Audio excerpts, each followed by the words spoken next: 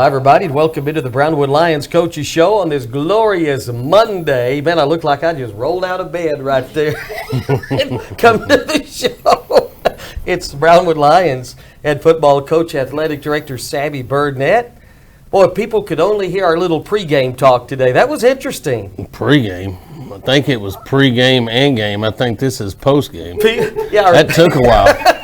Our pre-radio show conversation has been lasted a while. Yeah, 30 minutes, and the show's going to go 20 minutes. Yeah, but, in the news, we went over it. That's right. So how are you, sir? Had a good weekend? Boy, did I.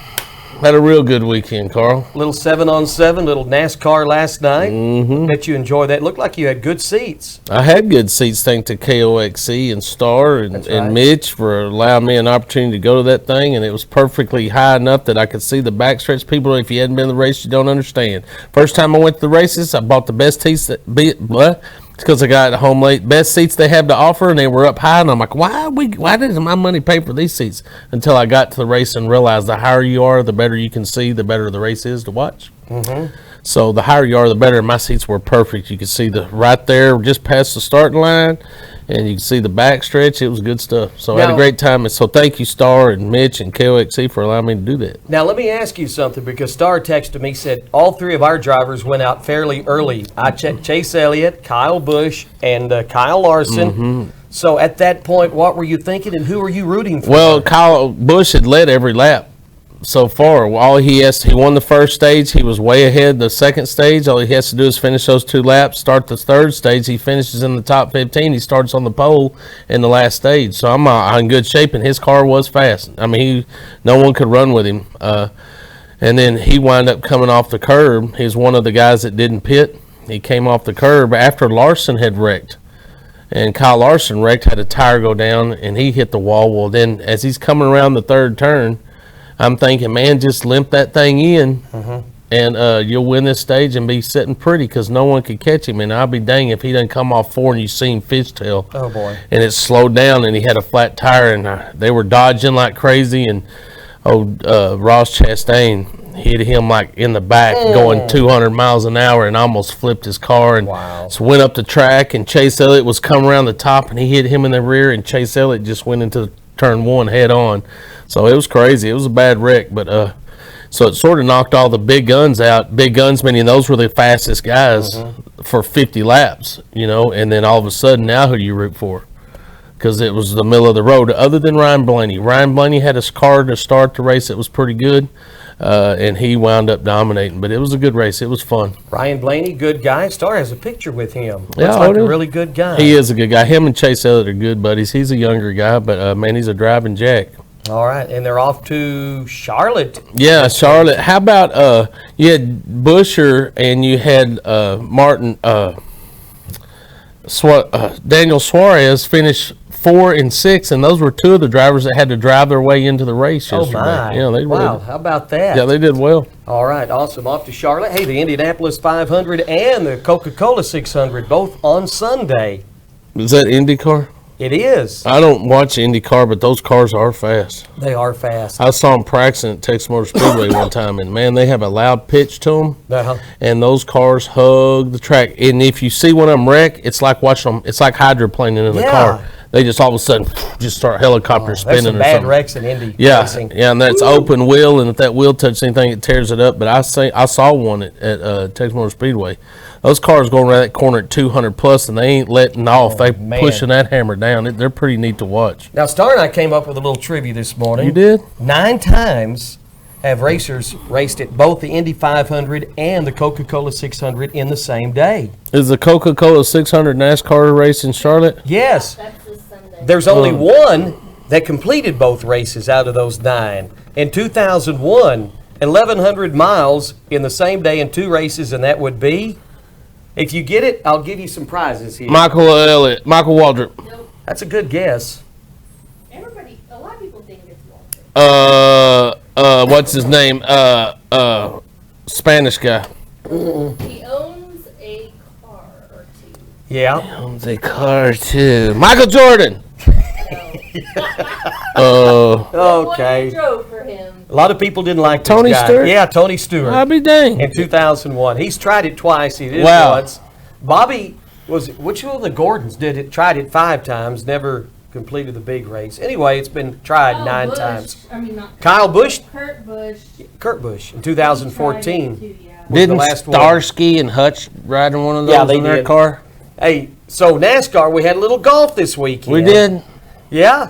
I tell you, Coach. How in our- did you do, Carl? Well, let me tell you, in our friendly little wager we have at the station between 6 of us, I was biting my nails halfway through yesterday because you had pulled up within 2 shots of me, but then your Charles Varner III blew it for you. Yeah, it's because I had 5 golfers in the mix and you only had 2, 1 in an alternate because your other 3 played so bad they got left out and you can make it to the weekend. right. Now tell me how you can, if Kyle Busch finishes first in the first stage, in the second stage he's 2 laps from finishing first, but he goes out, but because I picked an alternate and he winds up getting third, I win.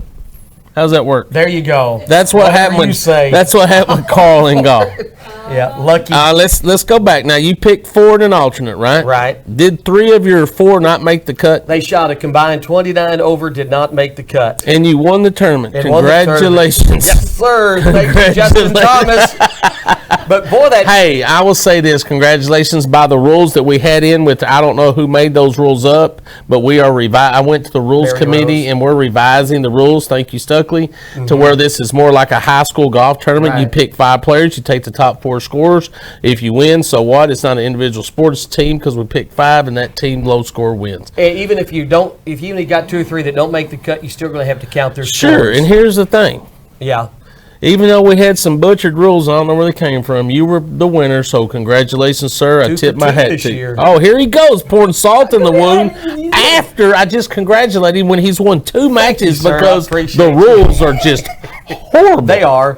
And I didn't make those rules, I promise. And I go back. It played in my favor last time at the Masters because I had all my dudes couldn't hit the ball straight Yeah. or with the golf club, but only one of them made the cut, and I got an alternate. And somehow you told me I was second. I was like, well, second ain't I know. first, so it don't matter. But how did I get second with 2 players? You know, even though I've won, I'm still like these rules that we're talking about. Let's do it. Let's Makes do it it. simpler, too. What are you gonna spend with all your winnings? I mean, what are you gonna buy with all your winnings? Last night You on did? dinner for a couple of friends. Oh, yes. really? I wasn't in that friend pool. I Well, see. you were at the races. Good You night, could have man. been there. He is digging. And I'm buying Star and Derek a little something for their troubles. I got you something. Don't worry. Whatever, Carl. You just wait till the end of the show, okay? What, the pickle? Then Derek bought. I know how much you eye my pickle. Look at that. You see, right? It's indivisible. Golly. We better change the subject, All right, Carl. let's go to sports. Let's go to sports. You were in Justin Northwest for 7-on-7. Brownwood makes the state tournament. Just go be your overall assessment of our play. Man, I really thought we came in our pool. When you look at pools, and I was telling everybody, it's funny. You look at every team out here, and you know the name of the school and the program in the past or whatever, but you know nothing about the team, and you can't even watch a game and measure your own team because it's 7-on-7. So we're playing Graham first, which I know is a good team. They're good in 7-on-7 every year. They got a good group of kids. They're a little younger, but they got a good group of kids. Great quarterback, lefty, came back from last year. Then you play Sanger, that's in the Metroplex, is in a good district and all that. Then you play, we had Burt Burnett, I think, were our 3. So we're going against the top team, and that we felt strength-wise was Graham, and just beat them like a drum. I mean, just threw the ball, caught the ball, made great plays. Defense played amazing. I gave up a touchdown late, I think, and that one stuck. Almost threw a shutout in 7-on-7, which is pretty weird. But our defense, I hope, is going to be really good. With what we're doing now, they're really good. So we win that game, feeling really good, played well. We go in the second game and just sputtered a little bit offensively, not executing.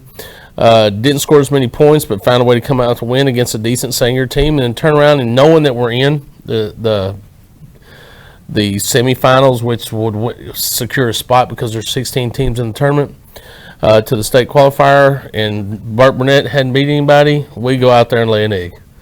Sort of frustrating, just is what it is. Thought we threw and caught a little bit after we got started. Jason Jackson made some miraculous plays. I mean, he's going to be good. We moved him to the slot instead of the wideout to get him an opportunity for more touches and to get him in space. I think that move is going to work out for us really well. He really did good. And then, so we wind up dropping that game and then turn around and play a Decatur team in the championship or the semifinals, which was a spot, another championship. And got out to a good start. I mean, we scored on the first 2 drives. Defense played good, kept us in the match. They wound up scoring late and then have an opportunity to get the ball back and score late again after we'd scored. And a great job of scoring with Ike and making a good throw and catch. And after a drop that was wide open on 3rd down, on 4th down, wound up scoring. And then we get down to the end and stop them. And kids never thought they were going to lose the game, just kept playing. And I thought it was a good Decatur team. And you know, we're victorious and got it. Punched our ticket to College Station, woo-woo, and you know, it was a good day. It was a good day because I got to see kids compete. Right. I got to see passion. You know, I had to get on one of our kids for chirping at one of their kids who was chirping at us, which I don't care. We don't chirp back. That's just sort of me. We beat people with our feet, but I liked the fact that I could get on to him because he had passion. So I mean, he's out there and he's amped up and he's ready to go and he's being competitive. But at a certain point, I just don't believe in turning that back. Let them run their mouths. Those that can't win, run their mouth. That's what I tell our kids. Those that are losing are the ones that are running their mouths. Let them run their mouth. Don't get involved in that.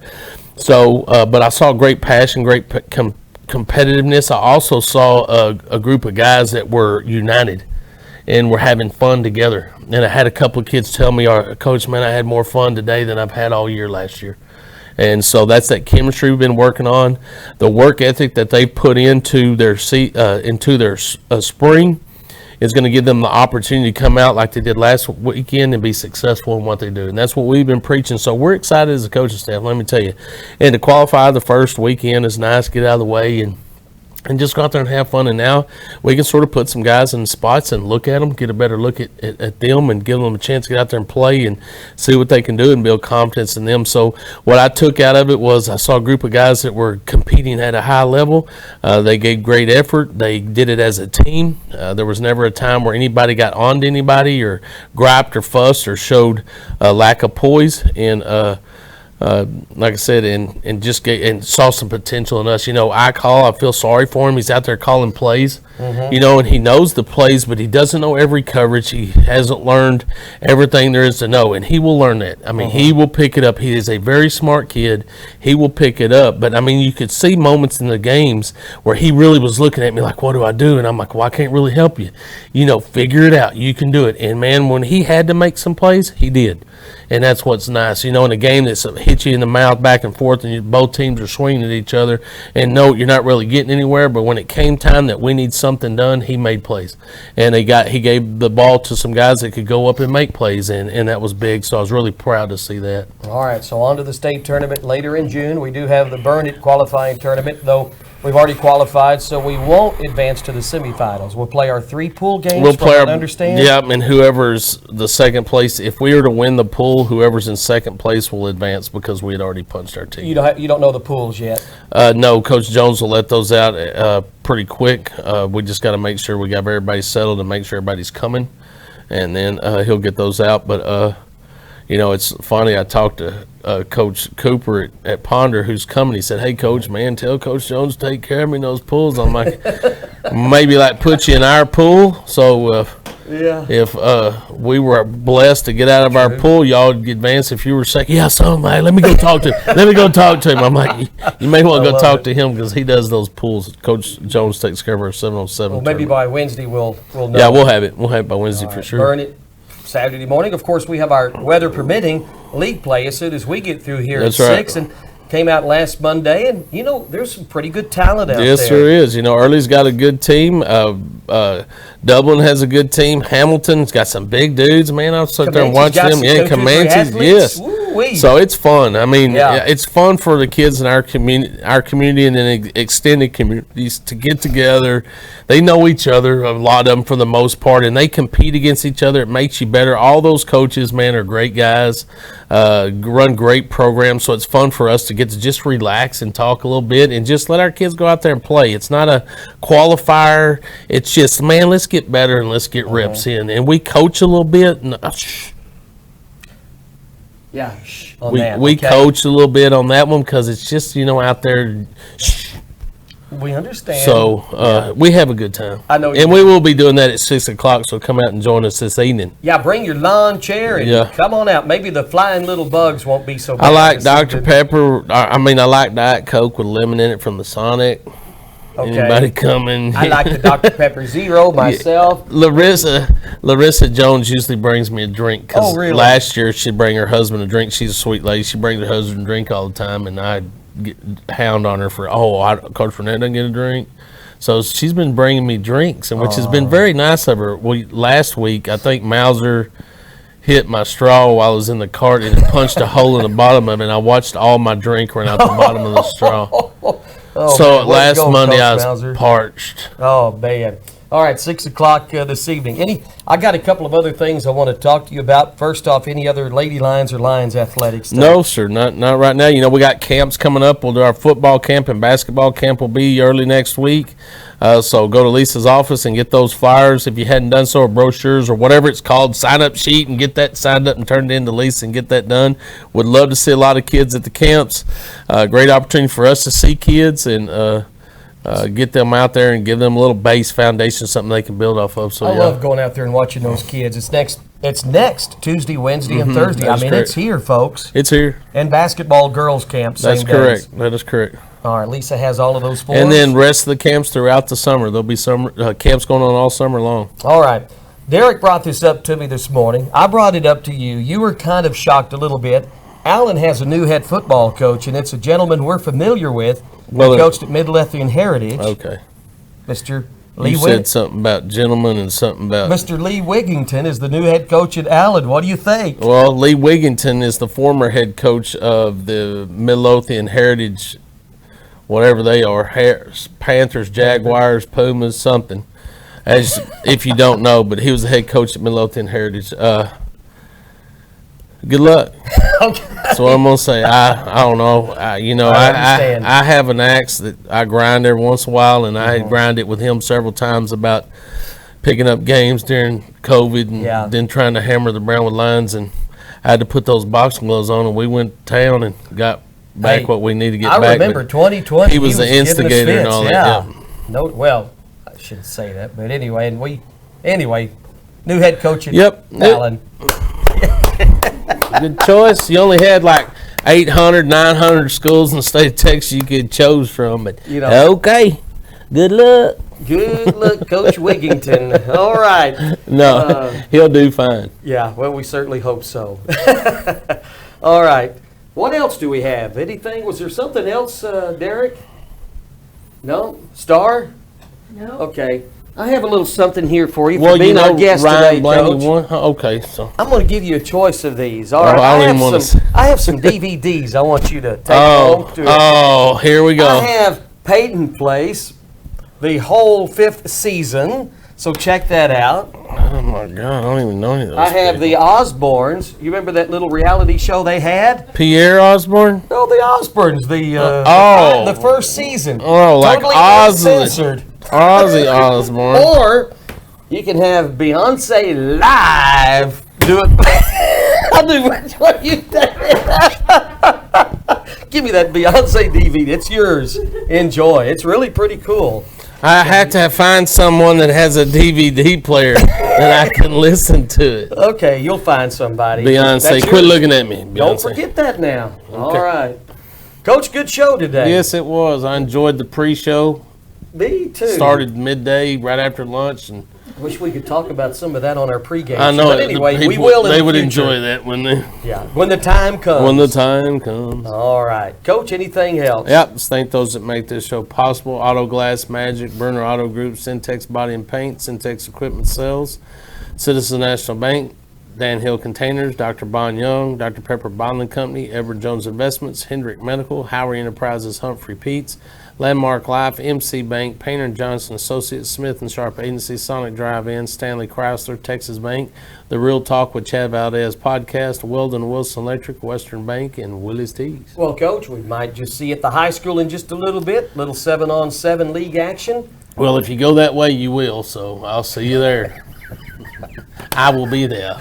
You'll be there. In the flesh. In the flesh. Probably riding the cart with Coach Jones. Yeah. Among other things. Don't let me drive. That's a good thing. And then we'll see you back here on Wednesday. You bet. Have a great day, Brownwood. Brownwood Lions head football coach, athletic director Sandy Burnett. Coaches show every Monday and Wednesday at this time here on 101.3 KOXC. Video streamed on the KOXC KBWD Facebook and worldwide at KOXC.com.